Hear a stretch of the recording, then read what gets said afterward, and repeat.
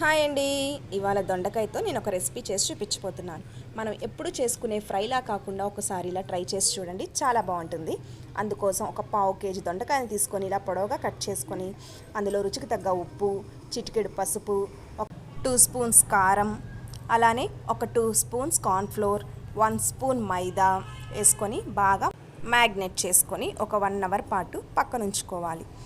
1 hour తర్వాత తీసి చూస్తే ఈ విధంగా బాగా మ్యాగ్నెట్ అయి ఉంటుంది. ఇప్పుడు స్టవ్ మీద ఒక ప్యాన్ పెట్టుకొని అందులో డీప్ ఫ్రైకి సరిపడా ఆయిల్ పోసుకొని హీట్ అయ్యాక ఏదైతే మనం దొండకాయని మ్యాగ్నెట్ చేసామో దాన్ని వీడియోలో చూపిస్తున్న విధంగా ఒక్కొక్కటిగా వేసుకొని బాగా డీప్ ఫ్రై చేసుకోవాలి. ఎప్పుడు చేసే ఫ్రైలా కాకుండా ఒకసారి ఈ విధంగా ట్రై చేసి చూడండి, చాలా క్రిస్పీగా టేస్టీగా చాలా అంటే చాలా బాగుంటుంది. ఈ విధంగా బ్రౌన్ కలర్ వచ్చేంత వరకు ఫ్రై చేసుకొని కొత్తిమీరతో గార్నిష్ చేసుకోవడమే. Bye bye.